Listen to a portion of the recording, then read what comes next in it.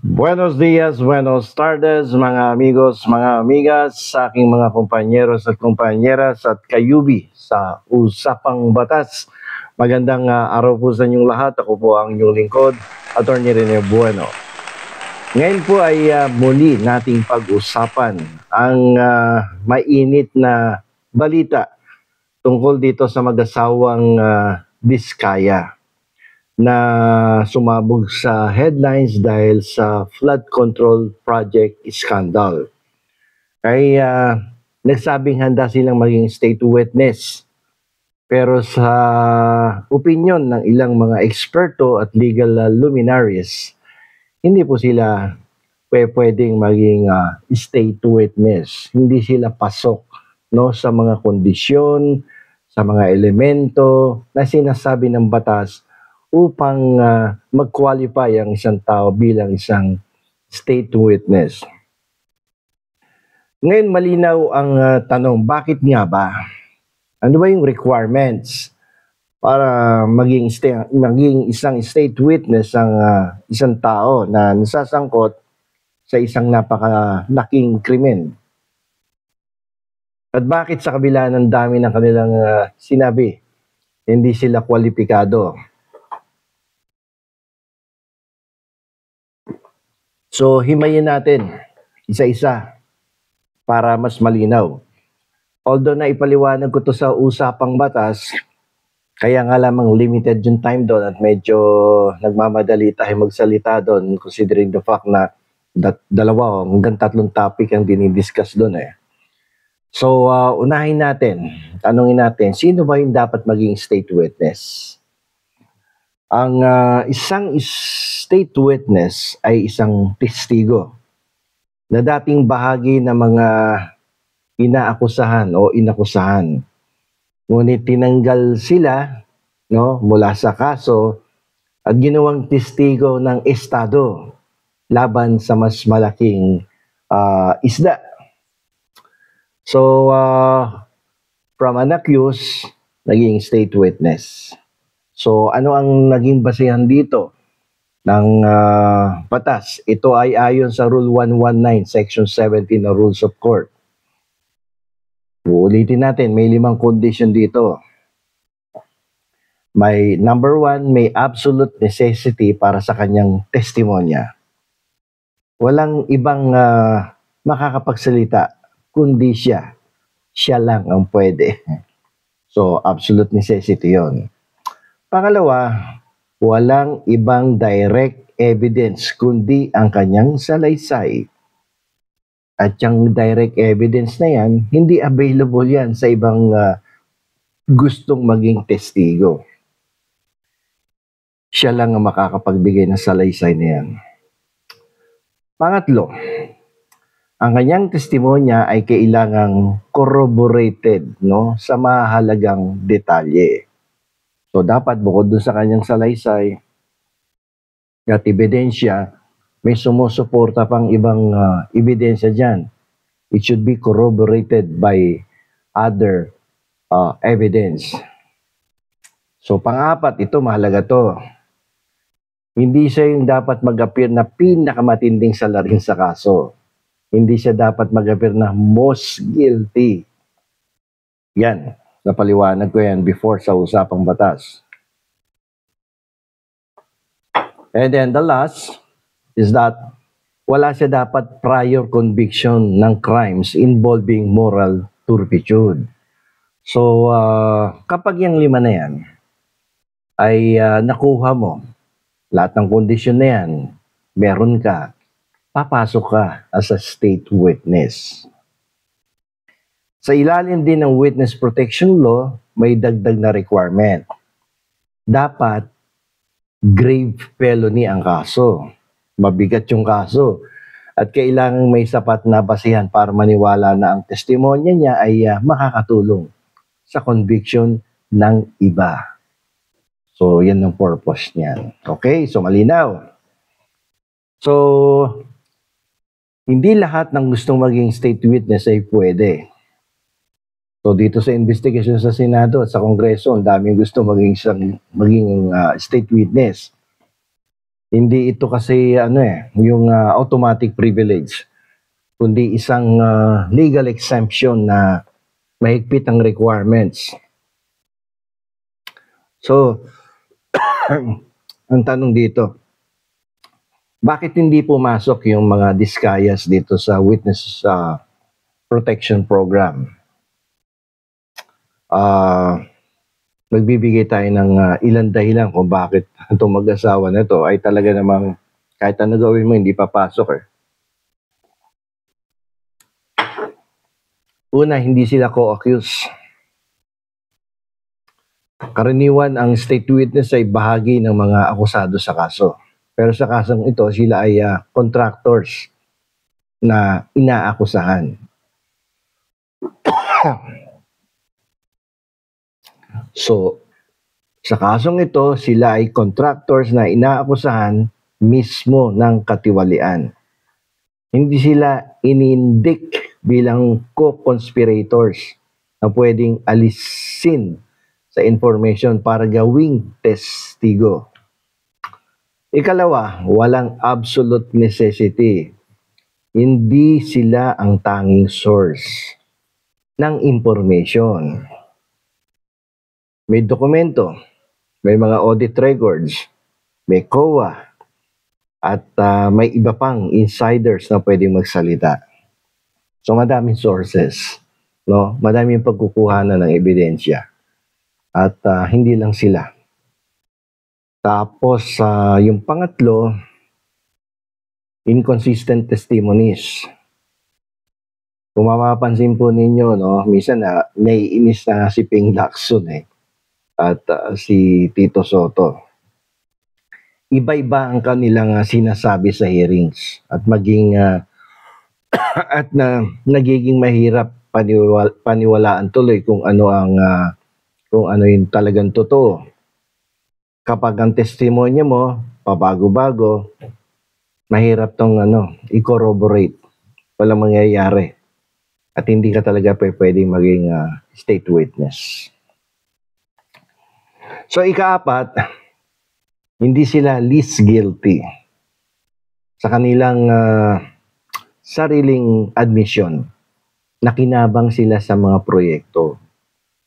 Kung nakinabang ka at parte ka ng scheme, mahirap ipakita na ikaw ang pinakamababa ang kasalanan. Doon ka madadali.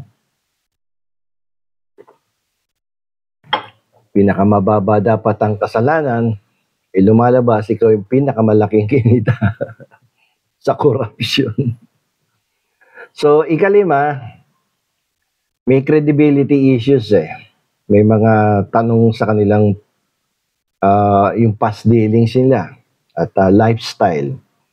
Gaya ng ari-arian, tsaka yung mga luxury cars. Naku, punong-puno yung garahe. May higit 30 yung kotse or 48 ba yung nai-report, di ba?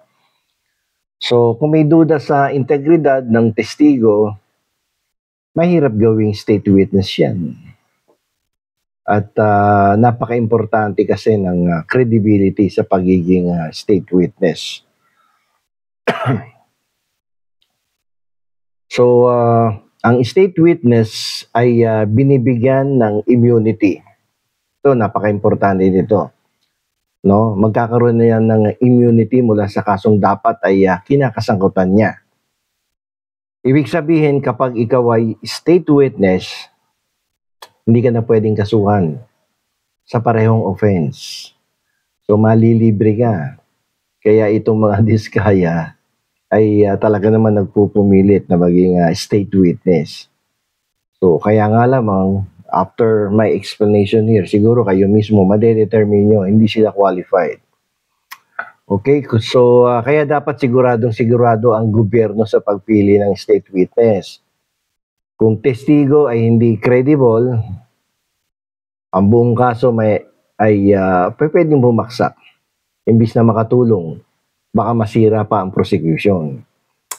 Ito ang dahilan kung bakit mataas ang pamantayan para hindi masayang ang kaso at hindi maabuso ang privilege.